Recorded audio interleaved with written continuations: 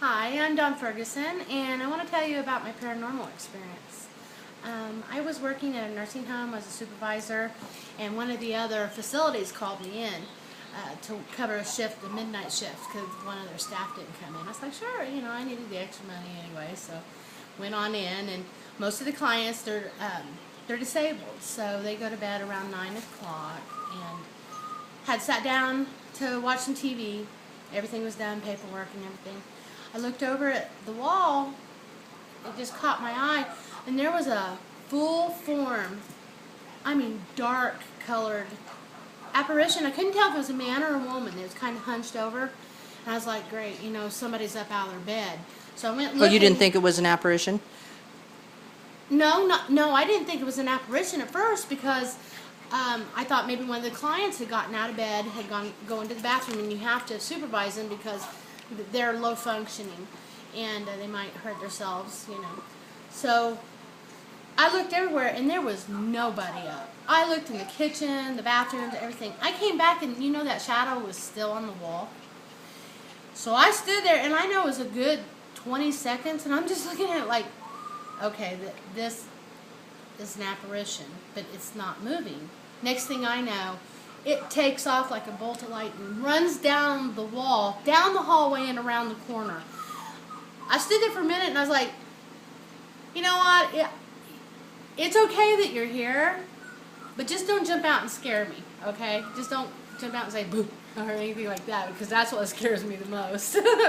But yeah, it was pretty neat. I told the supervisor of the facility the next day, I said, have you had any experiences here with ghosts? And she's like, no, not that I know of. Next thing I know, they're calling me like a week or so later. They started having experiences there. The fire alarm started going off for no apparent reason. They were taking pictures, and they were getting forms next to the clients and stuff. And it was so bad that this was during the daylight.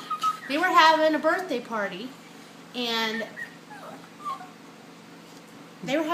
It's okay. Sorry. It's just the dogs.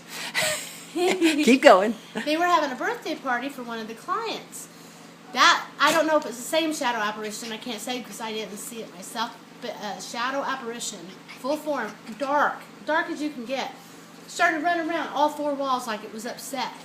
The staff stood in the middle of the room, and we had Elizabeth, which was one of the staff, walk out, and she never came back. She quit. Just quit. Yeah, she quit. For that to happen during the day, that's pretty cool. So what you're saying is you saw it a week or so before, or some days before, Yes. and then they saw it. To your knowledge, did they ever see it again after that? Well, I moved to a different state, to a different facility, so I didn't get a chance to really go back. That wasn't my facility that I was supervising. It was just one of my friends.